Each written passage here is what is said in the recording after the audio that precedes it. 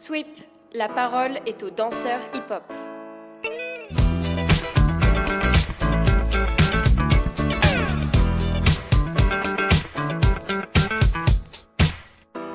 Yo yo yo B-Boy Promo, aka le B-Boy qui se lève le plus tôt pour faire des interviews sweep. Comment ça va? Ça va très bien. Et vous? Ça va, Ça va, merci. nickel.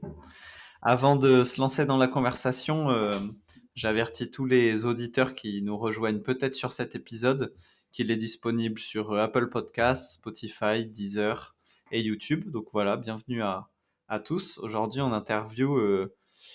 T'es pas la première personne qui est au Canada au moment où on l'interview parce qu'on a interviewé Laos il y a pas longtemps, mais c'était la première personne canadienne qu'on interview. Donc on est trop content de te recevoir. Est-ce que dans un premier temps, tu peux te présenter tout simplement comme tu veux? Oui, moi c'est Promo, Soran de mon vrai nom. Et puis je fais du break depuis plus de 15 ans, presque 20 ans maintenant. Les années passent vite. Je suis du groupe Sweet Technique qui est basé à Montréal. Et puis donc c'est ça, je fais souvent des collaborations avec Fléau, Vicious.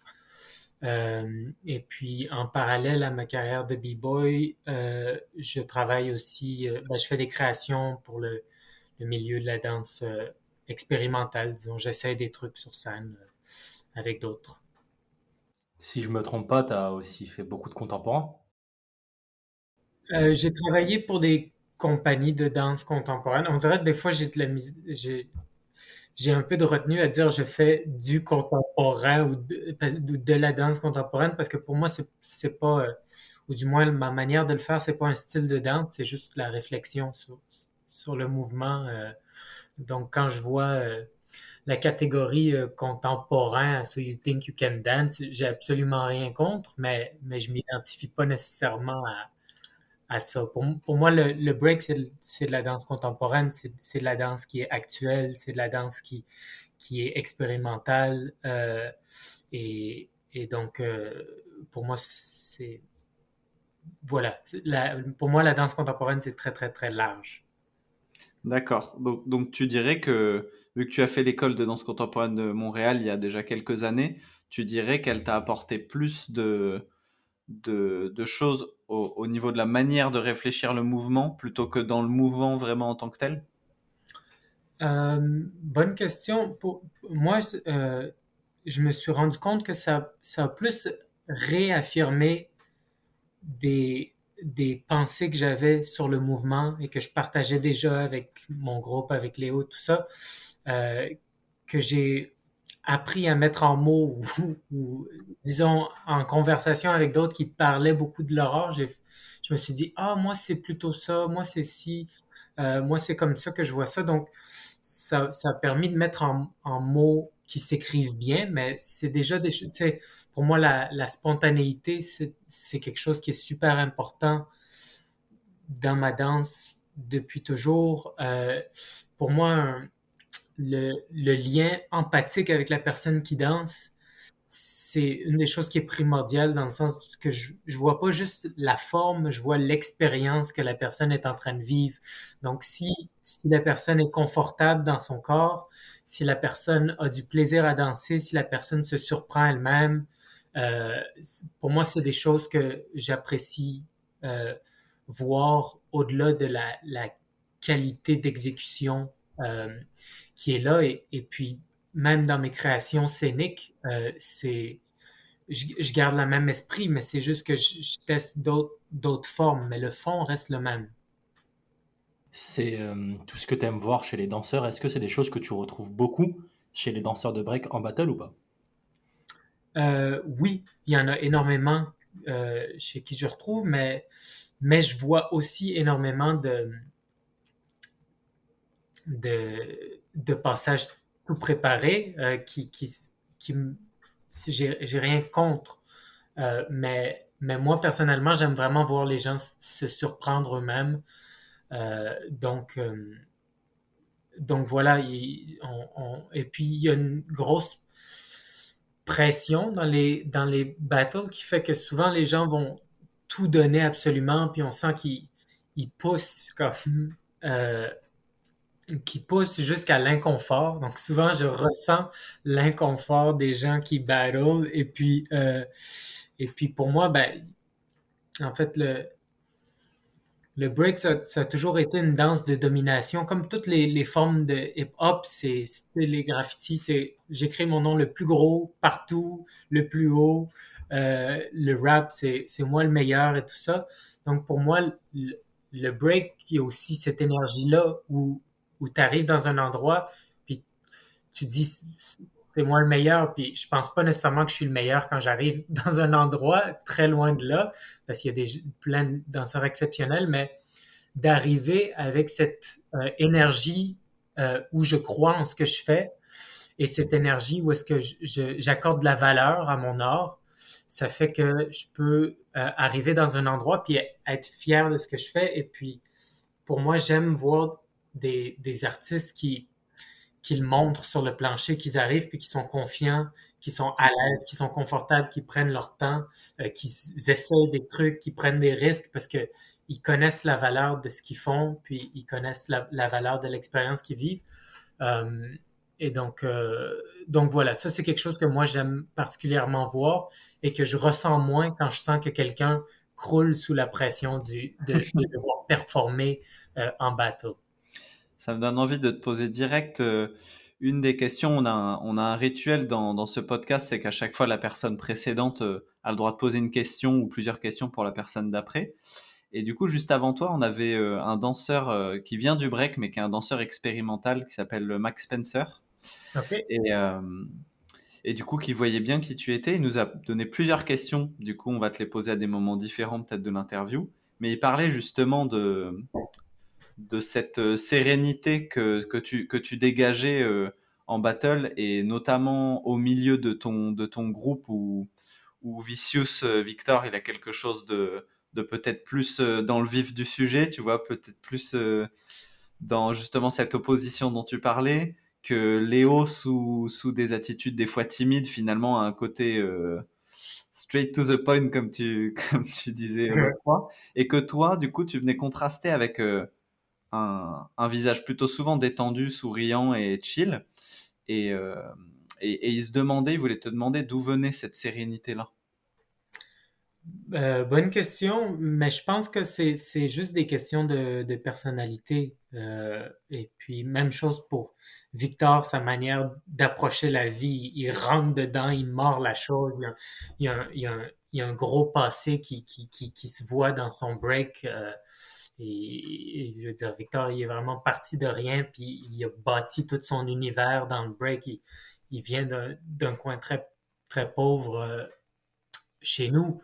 Et puis, donc, il a poussé la chose pour devenir reconnu internationalement. Puis, tu as tout ce bagage-là du moins, moi, je peux ressentir mis en contexte. Et puis, Léo, ben, c'est quelqu'un qui est très, qui a un esprit très cartésien, très logique, tu sais, mais quand on perce un peu la carapace de Léo, il y a, il bouillonne d'émotions à l'intérieur. Donc, on voit un peu ça dans son break où est-ce que c'est pas tout mis sur la table. Il garde un peu de discrétion, mais tu sens cette passion, cette hargne, cette arrogance qui est comme profonde dans le bas du ventre. Euh, et puis, ben moi, je pense que j'ai tendance à vouloir prendre les choses relax, puis à essayer différents trucs, puis à aimer jouer un peu, partager un peu mesquin par moment. Donc voilà, je pense que c'est ça qui transparaît, ça vient juste de ma personnalité. Mais est-ce que dès tes premiers battles, t'arrivais à être aussi serein, à être aussi relaxé, ou c'est quelque chose que quand même qui t'a demandé du travail? Je pense que ça a toujours transparu un petit peu. Moi, mon approche quand je commençais le break, c'était souvent, j'arrivais en passage, puis je me forçais à effacer absolument tout ce que j'aurais pu préparer. Tu sais, quand la personne danse, puis tu sais que tu t'en vas après, tu te dis souvent, je vais faire peut-être tel move ou ça, je l'ai pas encore fait. Mais je me forçais à effacer tout ça dès que je rentrais. Comme ça, je me disais, OK, le temps, la musique, l'énergie, les gens autour vont me guider. Puis si je sais pas quoi faire, ben je me pitch dans une direction, puis je regarde comment mon corps réagit. Donc, euh, donc aujourd'hui, stratégiquement, des fois, je me dis comme, OK, je peux m'organiser un peu mieux, je peux décider de faire ci ou ça, mais je garde toujours cette porte ouverte à, j'ai absolument aucune idée de ce que je fais en ce moment, puis je me lance d'un côté ou de l'autre, et puis même si je prépare des mouvements, en fait, on a chacun des manières dont notre cerveau fonctionne, puis moi, je me rappelle jamais. Des fois, j'essaie d'arriver plus préparé. Je me dis, je vais faire ça, je vais faire ça, puis là, je rentre, je commence à danser, puis c'est autre chose qui se passe. Puis je pense que je danse mieux comme ça. Tu sais, on a chacun nos manières d'être meilleurs, puis je pense que quand je sais ce que je veux faire, ensuite, si je regarde le vidéo de ce que j'ai fait, je trouve ça plate parce qu'on dirait que c'est prévisible. Je me prépare, tout mon corps s'en va vers une direction, alors que quand j'improvise ou je me surprends, on dirait que même en me regardant après, je sais plus par où je suis passé, puis je me dis, OK, en tout cas, je sens que je réagis sur le moment, puis je pense que c'est de voir cette réaction qui m'intéresse autant quand je me regarde moi-même que quand je regarde les autres. Et ta danse, d'ailleurs, elle est faite de beaucoup d'opposition dans le corps, que ce soit dans les hanches, les épaules, la tête et comment les choses s'opposent. Et tu dirais que moins tu sais ce que tu fais, plus ton corps crée des torsions et des oppositions comme ça? Je penserais que oui, clairement.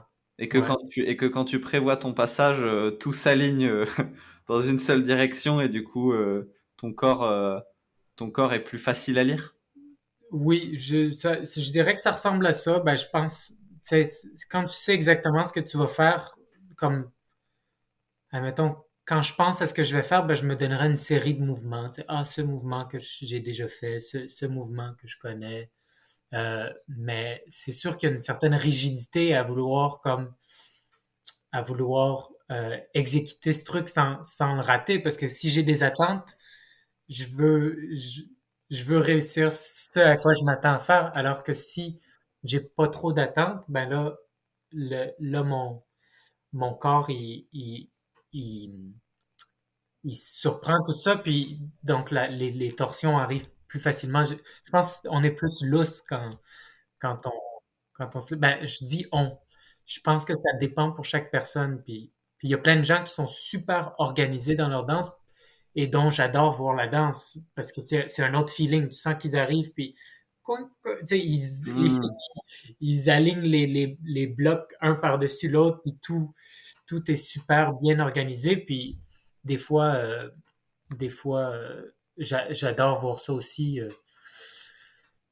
Comme je suis bordélique un peu, quand j'arrive chez quelqu'un puis leur maison est toute organisée, ça me fait du bien. Donc des fois, quand je vois quelqu'un qui fait du break puis tout est super bien organisé et exécuté avec aisance, j'adore aussi. Ce que tu essaies de nous dire, c'est que ta chambre est mal rangée? Malheureusement, oui, mais je travaille pour m'organiser, mais ouais. Et le freestyle, c'est une vaste question entre les b-boys et les b-girls, j'ai l'impression, parce qu'il y a souvent cette question qui revient quand on parle entre personnes qui font des battles, de dire toi à quel point tu freestyle, est-ce que c'est 100% freestyle, est-ce que tu as des moves de prévu? Et finalement, même les personnes qui disent freestyler ont quand même des idées assez claires dans leur tête. Et les danseurs qui freestyle au sens le plus extrême du terme, c'est-à-dire vraiment ne pas savoir ce que leur corps va faire, bah, j'ai l'impression d'avoir très peu d'exemples en tête, en fait, de danseurs qui sont comme ça. Genre, moi, deux exemples qui me viennent souvent, il va y avoir Kleju et il va y avoir Nasty Ray, par exemple, qui, tu sens que vraiment, ils lancent leur corps à des endroits où ils attendent juste de voir comment ça va réagir. Et du coup, toi, en t'entendant parler, j'ai l'impression que c'est à ce point-là aussi. Est-ce que c'est le cas? Beaucoup, beaucoup, mais je veux pas j'ai des trucs préparés en tête aussi des fois. Je veux dire, j'ai des petits mouvements, tu sais, mais comme on a tous des petits mouvements, mettons Nasty Ray, il fait un petit side flip, puis il tombe en demi-split, tu sais, et comme il va le faire une fois de temps en temps. Donc, euh, donc c'est sûr que j'ai une banque remplie de petits mouvements. Euh, Après ça, c'est quand est-ce qu'on les rentre, comment on les rentre, comment ils arrivent. Puis souvent aussi, je commence un mouvement, mais il se passe pas exactement où j'ai plusieurs mouvements que je connais le début, mais je connais pas la fin.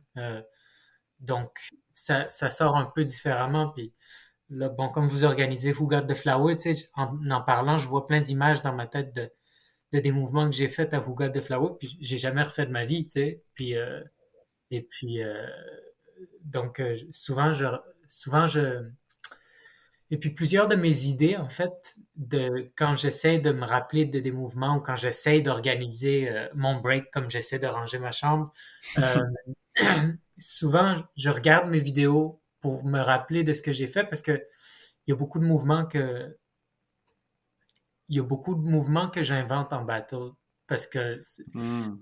tout, je veux dire, dans cette situation-là où est-ce que tout le monde me regarde et tout ça, mon corps, il pousse à 100%, tu sais, donc souvent, peu importe dans quelle direction je le lance, il va pas abandonner en cours de route. Tu sais, si je suis en pratique, des fois, je commence quelque chose, mais bon, je vais pas tout donner, fait que je vais comme, rouler sur le dos, me relever, puis quitter et bredouille, et puis revenir à mon prochain passage. Mais là, en battle, on fait pas ça. Donc, il y a toujours une fin, il y a toujours quelque chose qui se passe. Donc, il y a énormément de mes mouvements qui sont juste des inventions de moi qui me suis lancé en battle, mais qui a trouvé une résolution parce que la pression était haute. Et puis, et donc voilà, je pense que c'est un mélange de trucs préparés et puis de trucs qui sont complètement, avec lesquels je me surprends complètement. Hmm. Et pour aller encore plus précisément là-dedans, il y a pas mal de danseurs qui essaient de créer des mouvements aléatoires, mais qui tombent un peu dans les pièges de leur corps et qui refont les mêmes choses. Est-ce que toi, t'as des outils ou tu as trouvé des manières de créer de l'aléatoire tout le temps? Je sais pas, est-ce que t'as des parties de ton corps que tu jettes dans des directions particulières qui font qu'à chaque fois, tu sais que ça va créer des choses différentes? Est-ce que tu as un peu analysé ta manière de créer de l'aléatoire? Bonne question. Étrangement, euh, ces temps-ci, je le fais plus, mais pendant une bonne partie de, disons, ma carrière de break, je, je créais très peu de mouvements, dans le sens que je m'installais pas souvent, bouger au ralenti, essayer de voir, ah, si je mets ma main là, si je place mon pied là. Comment j'ai appris, en fait, nos pratiques à Montréal, c'était des cyphers, puis on dansait, on rentrait. Donc, la plupart de mes mouvements sont arrivés un peu. Je les ai pas choisis, je les ai pas créés. Mon corps les a fait parce que je me lançais dans toutes les directions. Et puis, c'est sûr que j'avance en âge aussi. Tu sais, je suis encore jeune, mais mine de rien, quand je me lève le matin, des fois, ça fait un peu plus mal si je me suis lancé dans toutes les directions. Donc, j'essaie tranquillement d'organiser mieux ma danse, peut-être d'avoir des repères plus clairs, peut-être de maîtriser certaines fondations, certains mouvements de manière plus claire pour, euh, pour évoluer sans me casser en me lançant toujours dans toutes les directions. Mais, euh, mais je dirais que j'ai peu créé. J'ai peu créé et puis j'ai peu créé consciemment, on pourrait dire ça. Du coup, tu es en train de dire que dans tes trainings, j'ai genre. Enfin, quand même, j'imagine que tu as quand même appris à faire les bases. Tu t'es quand Oui, même posé avec quelqu'un pour qu'il t'apprenne les bases et tu les as juste travaillées, non? oui, c'est certain. Ça, c'est certain que j'ai travaillé mes windmills, j'ai travaillé mes two-step, j'ai travaillé tout, mais après ça, je parlais plus en termes de création. Tu vois, si je pense à des groupes comme Jinjo qui ont énormément de matériel complexe et tout ça, je les imagine en studio se dire, ah, si je mets ma main là, puis je passe mon bras ici, peut-être que je peux me relever comme ça, puis là. ou plein de gens que je connais, en fait, j'ai nommé eux parce que pour moi, c'est un peu le summum du set, mais et peut-être plus maintenant, c'est peut-être je me réfère à des vidéos d'il y a 10 ans, là. Euh, mais mais quand je pense à plusieurs personnes ou quand j'ai des conversations sur le break avec plusieurs personnes, souvent je les entends parler à quel point ils aiment ça, inventer des nouveaux moves, créer des nouveaux moves. Puis je vois des sets de thread aussi, tu sais, puis c'est- que c'est sûr qu'il a été réfléchi beaucoup. Et puis, euh, et puis moi, j'ai pas fait beaucoup ça. Je l'ai fait un peu, par-ci et par-là, mais j'ai eu des longues périodes où est-ce que je faisais pas ça. Puis je pense que je me lasse très vite de créer des enchaînements de mouvements des fois parce que je mette ma main ici ou ma main là ou mon pied là. Ce qui m'intéresse, c'est le flow dans lequel je vais le faire. Et puis le type de flow qui m'intéresse, c'est un type de flow qui se surprend, puis qui change de direction, puis qui rebondit selon l'élan. Donc pour moi, des fois, c'est contre-productif d'essayer de trop catégoriser quel nouveau mouvement j'invente. Et puis ça, c'est juste par rapport à la manière dont mon corps et ma tête fonctionnent, mais voilà. Et quand tu es en impro comme ça, quand tu freestyle, est-ce que tu as des... Parce qu'en fait, des fois, en fait, le problème qu'on peut rencontrer dans ce genre de moment, c'est qu'on manque de clarté, en fait, dans nos mouvements, parce qu'on est toujours en freestyle, on essaie de découvrir des nouvelles directions. Est-ce que tu as des petits concepts pour essayer d'être le plus clair possible? Je sais pas, de toujours essayer d'avoir conscience d'où part le mouvement, je sais pas, n'importe. Euh, pour être bien franc, je pense que ma danse est pas si claire que ça. Et puis des fois, c'est un peu sketch, et puis des fois, elle mériterait de s'améliorer en étant plus claire. J'y travaille, j'y travaille. Mais donc, pour des, qu'est-ce que je pourrais donner comme conseil pour quelqu'un qui veut plus improviser en clarté? Ben, je, je- je pense que ça peut être bon de savoir ou d'apprendre à reconnaître ce qu'on a en banque ou ce qu'on fait naturellement, euh, juste pour que quand ça retombe tout seul dans ce mouvement-là, tu sais, t'es déjà passé par là, donc tu sais un peu ce qui se passe, mais je pense que ça se fait naturellement aussi un peu. Naturellement, on a des chemins que notre corps fait, puis il refait tout le temps. Donc, pour gagner en clarté, pour moi, en fait, souvent, ce que je vois dans des gens qui font des passages préparés, admettons, euh, c'est qu'ils savent qu'ils vont faire tel mouvement, tel mouvement, tel mouvement. Mais là, entre le mouvement B et le mouvement C, ils n'ont pas tout à fait l'élan qu'ils aimeraient avoir. Donc, pour se rendre à C, ben, ils vont accrocher leurs pieds un peu, ils vont pousser un peu. Euh, alors que si, plutôt que de vouloir absolument se rendre à C, t'abandonnes un peu, puis si ton pied est pour toucher, ben, dépose-le au sol, accepte que c'est autre chose qui va sortir.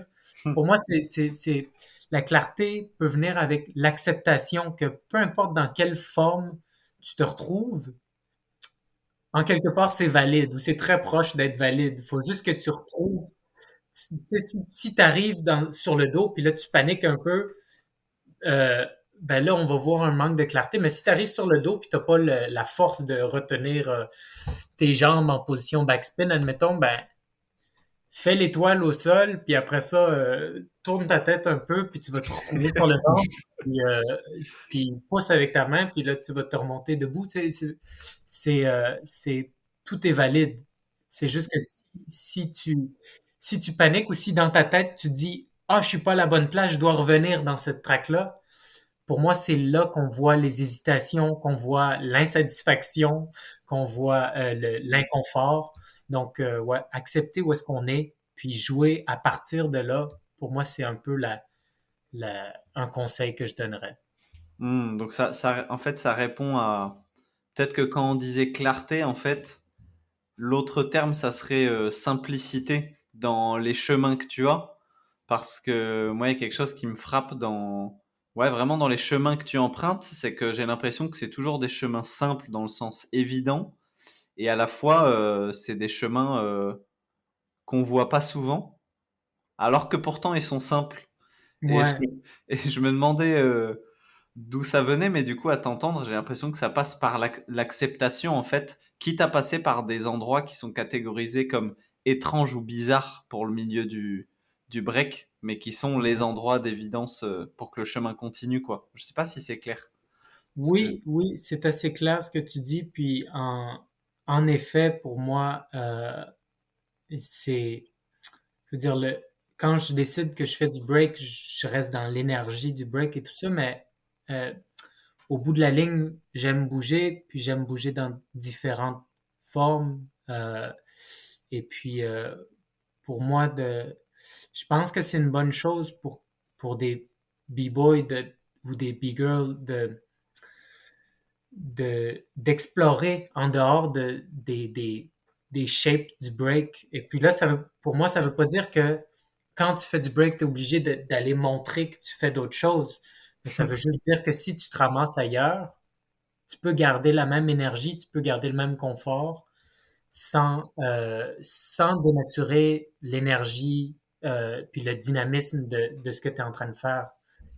Et puis voilà, parce que des fois, je vois souvent des gens qui vont essayer de modifier le break pour mettre d'autres mouvements dedans ou d'autres types de fluidité de manière très consciente.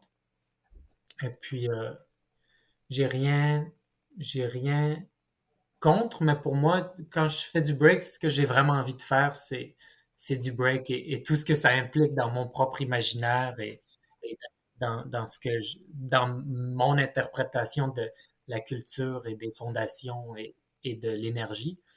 Mais, euh, mais donc, j'essaye pas d'implémenter, euh, implémenter, c'est pas un mot, implement, c'est en anglais. J'essaye pas d'incorporer d'autres influences, puis j'essaie de faire du break, mais mon corps fait d'autres choses des fois, mais il reste dans, dans la même énergie. Ouais, il y a une notion de... Moi, quand je te vois danser et que je t'entends en parler, il y a une notion de confiance, j'ai l'impression, à avoir. Comme, bah, du coup, on revoyait quelques interviews avant de faire cette interview avec toi. Et bon, il y a celle qui date un petit peu de l'école de danse contemporaine quand il était, puis il y a celle un petit peu plus récente des 2 semaines que vous avez fait avec Sweet Technique en résidence ensemble. Peut-être qu'on en reparlera après plus précisément. Mais où Léo, donc B-Boy Fléau, parlait de ton style à un moment donné et, et où il disait que justement tu te permettais d'aller dans des postures de corps qui a priori peuvent paraître un peu plus farfelues pour les gens du break parce que le bassin est placé d'une manière un peu particulière ou la tête est placée d'une manière un peu plus, ou qu'il y a une courbe qui est moins catégorisée break et que certains breakers, big girl auraient de la pudeur à faire, mais que toi tu te le permettais parce que justement aussi tu as et une confiance et des bases solides de break en fait, qui font que ça passe ça passe bien en fait. Oui, oui, je pense que des bases solides, c'est quand même nécessaire pour pouvoir en sortir après. Euh, mais oui, en effet, il disait ça, puis je pense il a raison. Je me permets beaucoup. Je ne peux qu'aller en ce sens. Moi, j'aimerais changer de sujet un peu et parler de chorégraphie. Je sais que tu es chorégraphe actuellement. Est-ce que tu pourrais nous expliquer déjà à partir de quand dans ta carrière de danseur tu t'es mis à créer des belles pièces? Euh, Premier show que j'ai créé, c'était en 2017. Je suis encore très nouveau dans cet univers-là, mais j'ai eu la chance de pouvoir en faire carrière très vite, puis d'être supporté pour mon travail. Mais je dirais que le freestyle fait énormément partie de, de mon, de mon approche chorégraphique aussi. En fait, ça se ressemble. Pour vous donner une idée, mon deuxième show, je me suis donné 40 minutes où est-ce que j'avais absolument rien de prévu, pas d'éclairage. Ma scénographie, c'était des vêtements pour pouvoir me changer, puis j'avais un ordinateur sur lequel je pouvais mettre de la musique, puis j'ai fait tous les soirs absolument quelque chose de différent. Je me disais, ah, j'ai envie de mettre cette chanson-là. Je la mettais, je faisais quelque chose, je parlais, je racontais une histoire. Je m'habillais différemment, je chantais. Je chante très mal, mais je chantais parce que ça me tentait. Et puis, bon, je le referais pas aujourd'hui, puis j'ai pas la prétention de penser que c'est quelque chose de génie que j'ai fait, mais pour moi, c'était nécessaire un peu comme pour commencer ma carrière de dire, bon, moi, dans mon break, c'est ça que j'aime faire. Moi, si je veux, même si c'est pas nécessairement le meilleur show, j'aimerais ça voir, tu sais, des gens qui sont super à l'aise dans leur corps et tout ça, puis qui aiment ça être sur scène. J'aimerais toujours ça, les voir juste comme dans un espace, puis qu'est-ce qui sort en 40 minutes, en une heure, en une demi-heure, peu importe, mais si on te donne le temps puis l'espace, qu'est-ce qui émerge, tu sais? Donc, c'était un peu ça que j'ai fait pour juste initier ma carrière, là, tu sais. Euh, et puis, après ça, j'ai créé un spectacle avec trois danseurs hip-hop, donc qui sont pas vraiment du break, là, de Montréal, qui sont un peu des pionniers, mais aussi des gens qu'on voit moins souvent sur scène. Bon, maintenant que j'ai travaillé avec eux puis qu'ils ont travaillé avec d'autres gens, on les voit beaucoup sur scène, mais ouais, j'ai essayé de mettre un peu le deep roots de la communauté de Montréal sur scène, puis de travailler avec eux pour qu'ils pour qu'ils et elles puissent trouver. Tu vois, pour moi, quand on regarde un passage de quelqu'un qui danse, qui fait n'importe quelle danse hip-hop, souvent on peut voir plein d'émotions différentes. On peut voir aussi à l'intérieur de une minute, si tu prends 15 secondes pour faire ton intro vraiment relax, ça s'appelle prendre son temps. Parce que l'énergie d'un cypher, c'est que tout le monde veut rentrer tout de suite. Donc, quand tu prends ton temps, là, tu dis à tout le monde, moi, moi, je décide de ce que je fais, puis votre tour viendra, tu sais. Donc, il y a une communication qui se fait très rapidement, alors que sur scène, 15 secondes, c'est un claquement de doigts sur un show de 1 heure. Euh, donc, ce rapport au temps, comment est-ce qu'on peut traduire un passage de hip-hop en un solo de 10 minutes? Si tu sais, admettons, Pax qui fait beaucoup de broke-up, qui sont ces danses qui viennent de New York, où est-ce que, tu sais, il y a cette torsion du corps et tout ça, puis il y a un peu cette transfiguration de l'énergie, tu deviens un peu une bébite, tu sais, comme, comment prendre le temps d'installer ça puis le faire pendant 20 minutes, pour moi, ça dénature pas l'essence de ce que la danse dit, mais ça change son format pour la rendre accessible dans un nouveau contexte. Et puis, pour moi, c'est vraiment ça que j'ai essayé de faire, c'est ne pas dénaturer la chose, mais changer sa forme pour que l'énergie, l'intention, l'émotion reste la même, reste aussi riche, reste aussi spontanée, reste aussi à l'écoute du contexte, mais changer totalement le contexte pour le rendre accessible à des gens qui sont pas confortables dans un battle debout autour d'un cypher. Tu sais, si tu as 80 ans puis tu préfères être assise, ben voilà, tu as ta chance de voir comme du roots hip-hop comme tout aussi bien qu'en cypher, mais traduit traduit. C'est une Hmm. traduction que j'ai fait. Une traduction. C'est c'est méga intéressant de t'entendre parler de l'exemple de prendre son temps, comment on l'écarte sur plusieurs minutes, parce que du coup au Canada je connais moins, mais dans le milieu des créations chorégraphiques hip-hop dans les théâtres en France, c'est un défi que beaucoup de chorégraphes essaient de relever, de mettre la pureté et l'essence du break et des vibes du hip-hop dans les théâtres.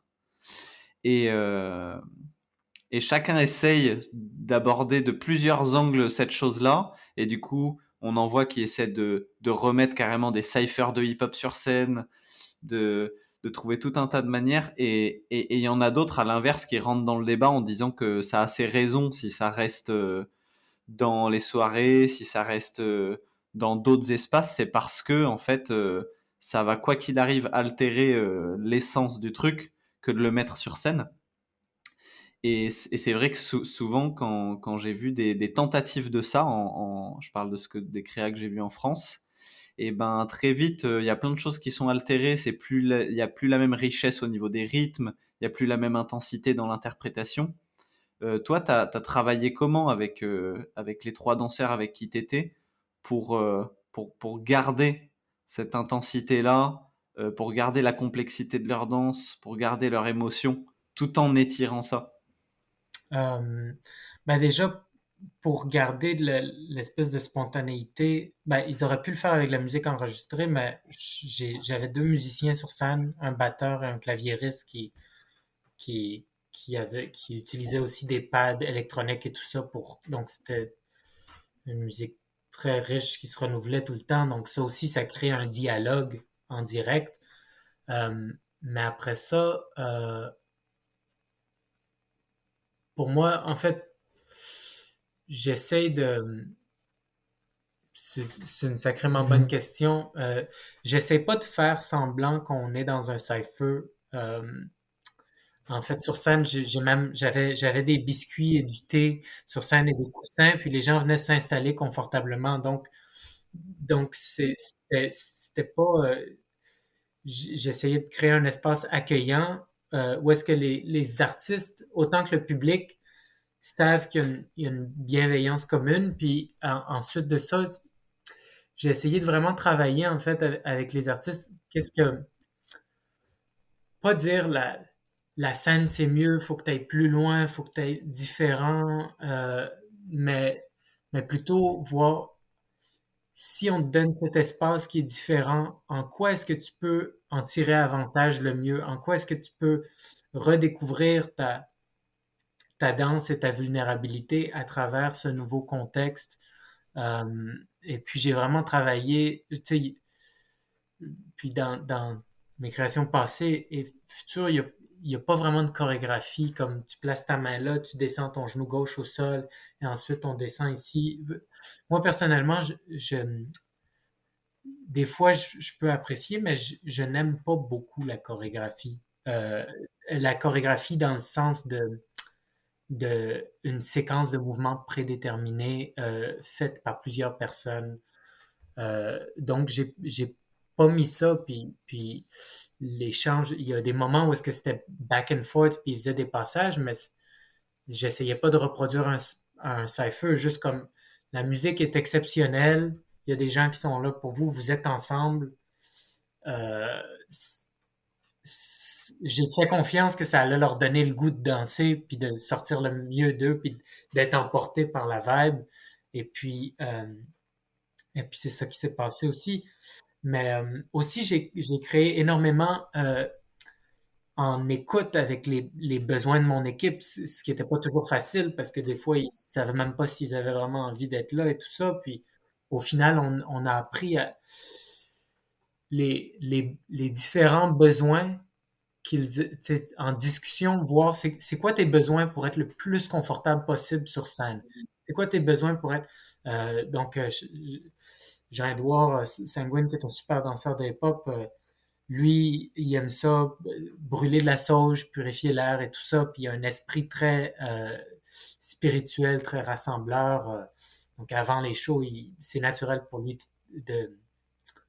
de passer un moment pour juste réaffirmer les intentions, puis le faire dans un format un peu méditatif et en connexion. Donc on a discuté, puis c'est devenu logique que ils brûlent la sauge, puis qu'ils disent les intentions au public du show. OK, on est là pour partager. Tout ce qu'on fait, c'est de l'amour. Puis c'est comme ça qu'on commençait le show. Puis finalement, au fil de le faire, puis de ressentir, puis de se mettre confortable, ben, plutôt que de dire tout ce qu'on fait, c'est de l'amour, ben, il criait amour comme un, comme un enfant un peu, mais c'est le summum de la vulnérabilité. Mais c'est pas venu de moi qui a dit, tu sais, je pense que ce serait vraiment touchant si tu criais amour, puis tu te couchais par terre tu sais, je lui ai pas dit de faire ça, mais on a tout installé pour qu'il soit confortable.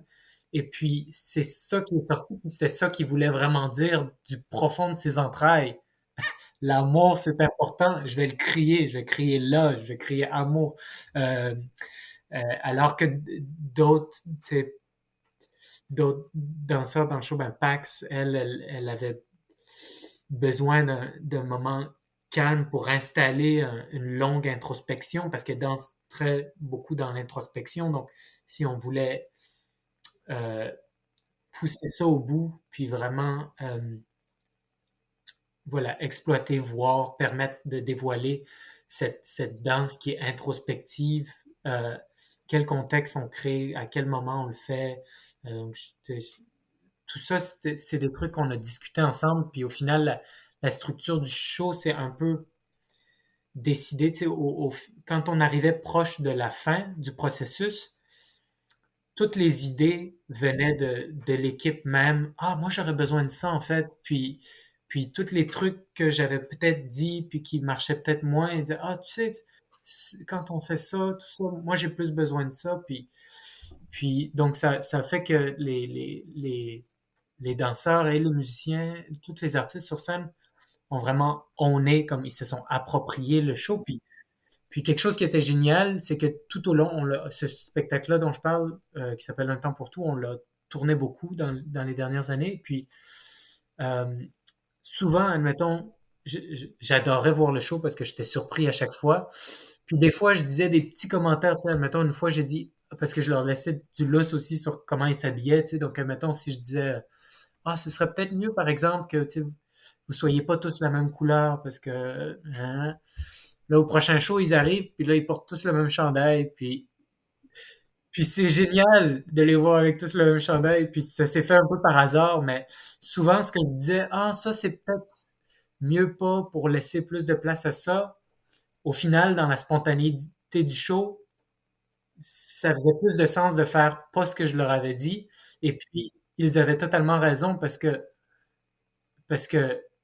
c'est eux qui vivent le show, donc c'est eux qui savent de quoi ils ont besoin. Puis moi, ce qui m'intéresse, c'est de voir eux au summum de tous leurs besoins sont comblés, puis là, ils sont confortables, puis là, ils sont prêts à tout livrer, tu sais. Et puis c'est ça que je veux voir au final, plus que des détails techniques.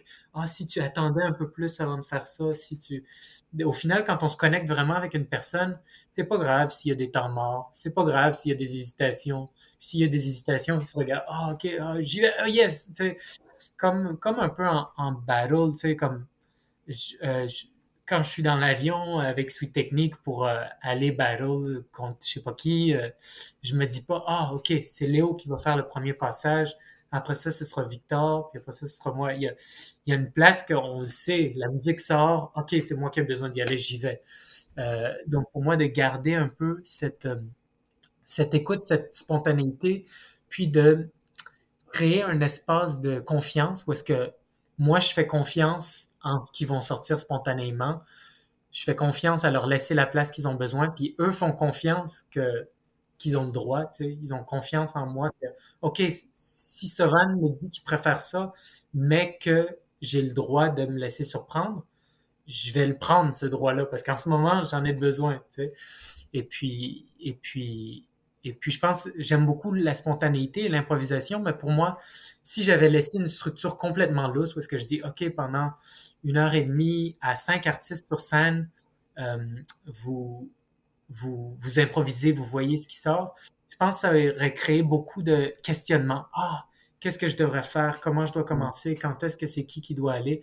Alors que là, il y avait une espèce de structure très large et possible, flexible, qui leur permettait de savoir comme, OK, ça c'est mon moment pour Shine, ça c'est mon moment où est-ce que j'explore ça, ça c'est mon moment. Puis à l'intérieur de ça, ils se surprenaient, ils brisaient la forme un peu.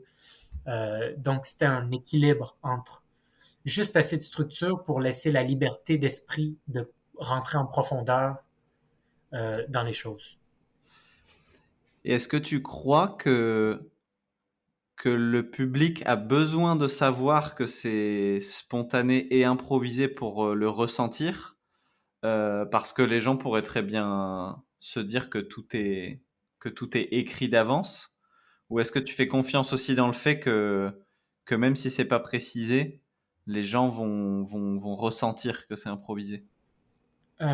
Pour moi, c'est une grande évidence que c'est improvisé parce que tu vois à quel point ils se surprennent eux-mêmes. Tu vois quand quelqu'un fait quelque chose qui est drôle, les autres rient. Tu vois qu'il y a des hésitations. Tu vois qu'il y a des...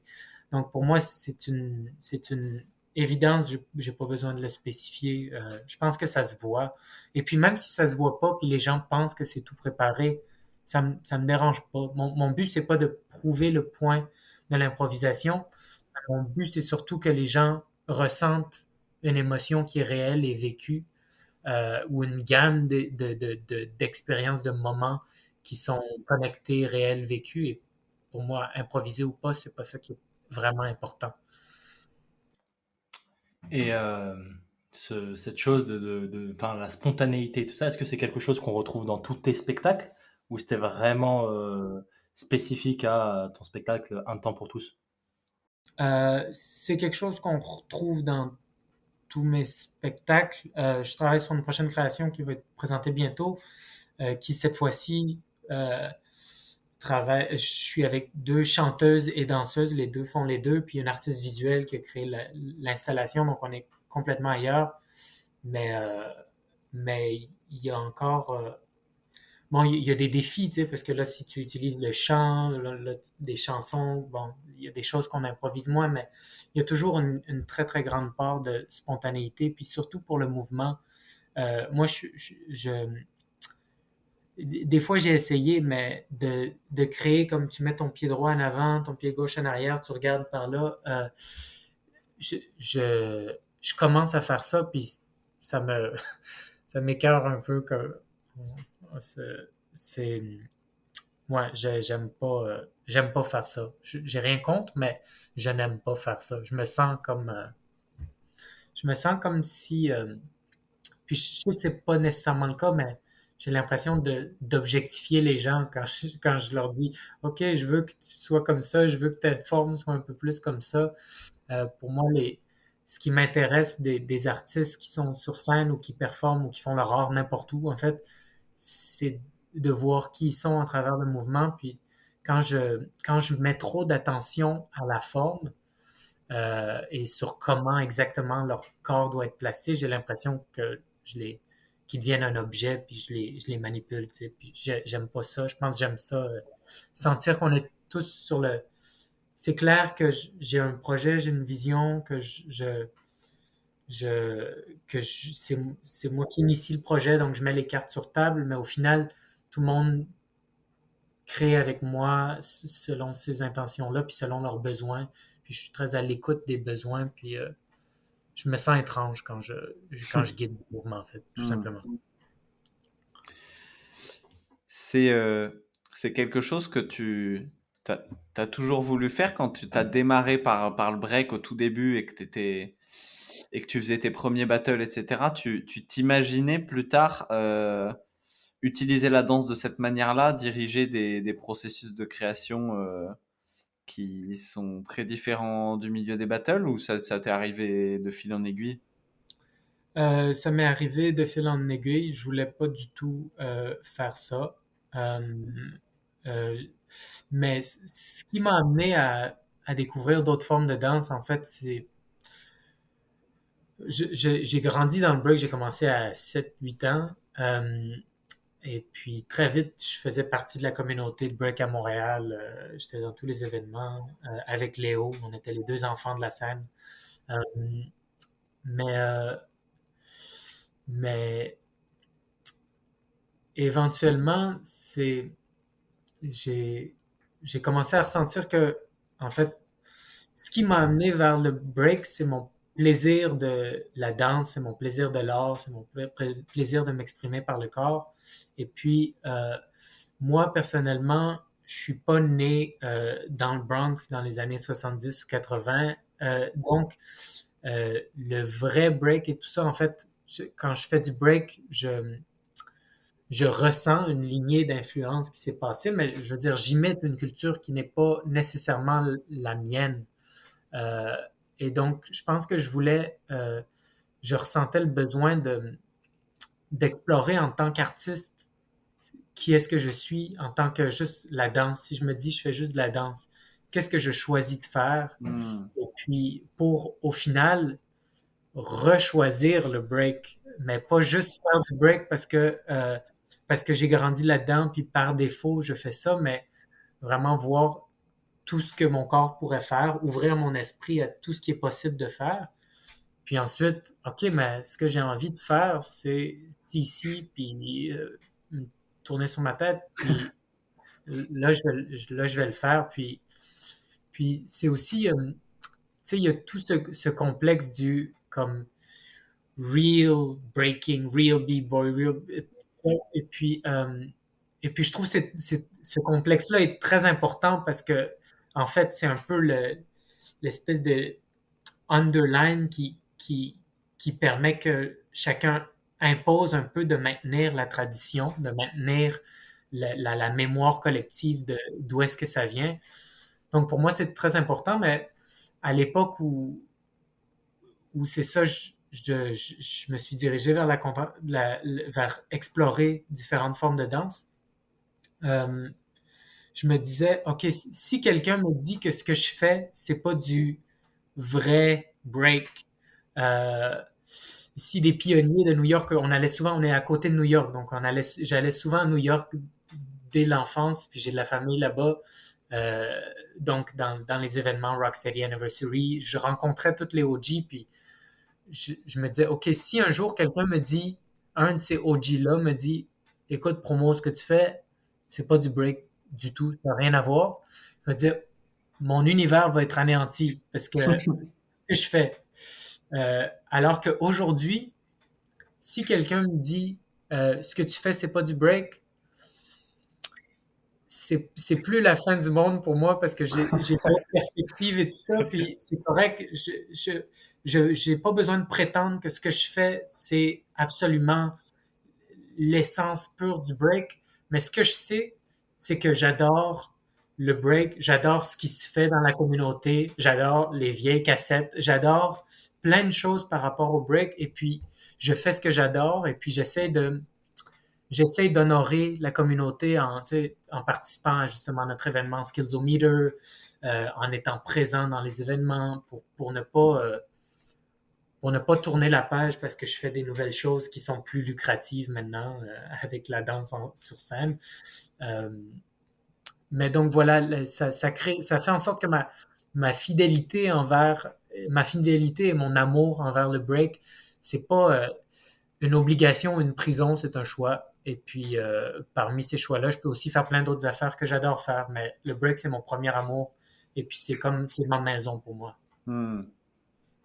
Ça me fait rebondir sur quelque chose que tu as dit.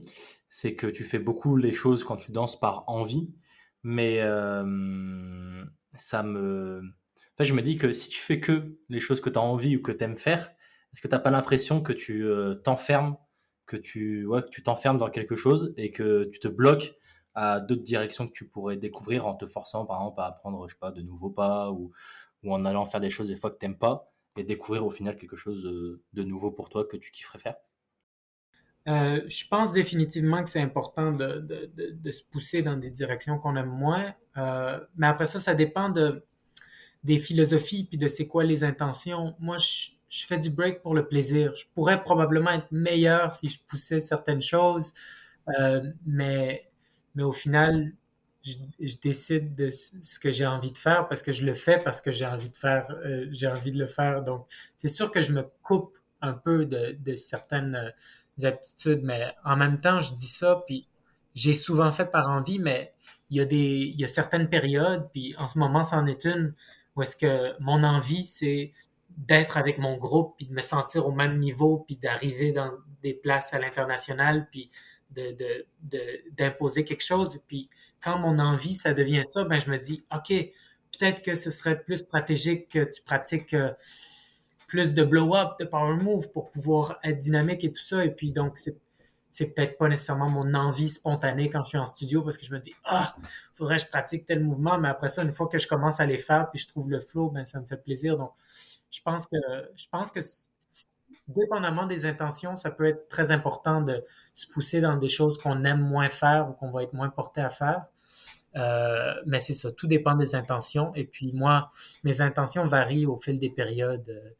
Et puis en ce moment que j'ai eu une bonne carrière dans la danse et tout ça, mais je sens que mon, mon corps va bientôt peut-être plus pouvoir faire tout ce que je faisais avant.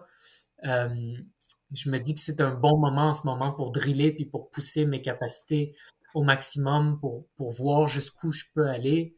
Puis, donc c'est ça, ça dépend des périodes. Parce que tu as quel âge là? J'ai 27, je suis encore jeune, mais la trentaine approche, puis c'est ça, j'ai plus 18 ans, tu sais. Voilà, j'ai plus 18 ans. Et du coup, en ce moment, c'est quoi un peu ton quotidien? Tu trainings tous les jours? Euh, je vais, je- Dernièrement, oui, mais ça fait depuis des années que j'ai pas fait ça. En fait, pour être 100% franc, là, dans les 5 dernières années, je dirais que je pratiquais peut-être en moyenne une fois par mois. Des fois, je pouvais passer 3 mois sans faire du break. Euh, c'est, Ça veut pas dire que j'aimais plus ça, mais j'étais tellement pris par un travailleur autonome dans le milieu culturel. C'est énormément d'administration, c'est énormément Ouais, de bah oui. gestion. Puis au final, j'avais plus le temps de vraiment aller pratiquer. J'allais dans les événements des fois, mais et puis je me lançais chaque fois que c'était le temps de faire du break, je me lançais. Mais là, dernièrement, je me disais que j'avais envie de m'y remettre. Et puis on a fait cette résidence avec mon groupe de break, ben, avec Sweet Technique, où est-ce qu'on a passé 2 semaines à s'entraîner tous les jours. Et puis là, depuis, je suis vraiment motivé, puis je pense que ça va rester un petit bout de temps. Donc voilà, c'est par période. Et C'est c'était quoi par période. le but de cette résidence avec Sweet Technique? Ben, c'est un lieu culturel qui s'appelle le Salon 58 qui offre des résidences à des artistes. Puis moi, je connais bien le lieu. Euh, et puis, donc c'est ça, ils nous ont offert une résidence pour qu'on pratique notre break. Et puis à la fin, ben, on a enseigné, puis on a fait un show qui s'est finalement déplacé en captation à cause de la COVID. Mais, euh, mais je trouvais ça intéressant aussi parce que c'est un lieu artistique qui cherche à encourager des formes marginales. Et puis c'est très rare que des gens qui sont pas du milieu du break vont dire ah, on te donne un temps, on te donne des moyens, de l'argent pour que tu pratiques ton break. Souvent, ça va être pour un spectacle, pour une production, pour si. Et puis, donc, je pense que j'ai envie de voir aussi comment est-ce qu'on peut assumer que c'est possible d'avoir du support sans nécessairement changer ce qu'on fait. Juste faire du break, faire des démonstrations, faire des battles, puis dire on veut pratiquer, puis c'est ça notre art.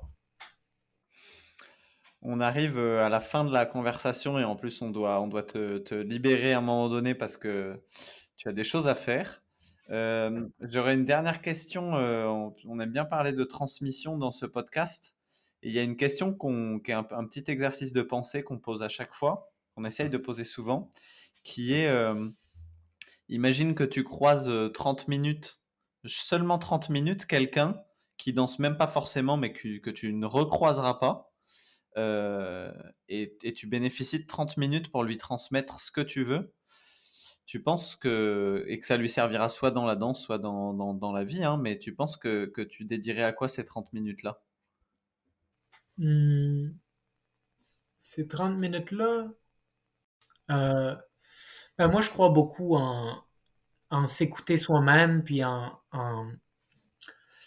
réfléchir à personnellement c'est quoi qu'on valorise, c'est quoi qui a de la valeur pour nous, puis ensuite de ça, ben essayer de poser les gestes pour s'accorder à ses propres valeurs. Donc, c'est un peu un exercice de réflexion sur notre intégrité puis authenticité. Puis je pense que si je croise 30 minutes quelqu'un qui a affaire dans nos sociétés, ben, c'est quoi qui est important pour toi, puis fais ce qui est important pour toi. Je pense que c'est ça que je dirais. Puis ensuite, ce qui est important pour soi, ça inclut tout. Ça inclut la qualité de vie, ça inclut penser aux autres, ça inclut penser à soi, ça inclut peut-être la famille, peut-être les proches, peut-être l'aide humanitaire, peut-être l'environnement, peu importe, mais réfléchir à ce qui est important, puis voir comment nos actions peuvent s'accorder à ce qu'on valorise. Pas mal.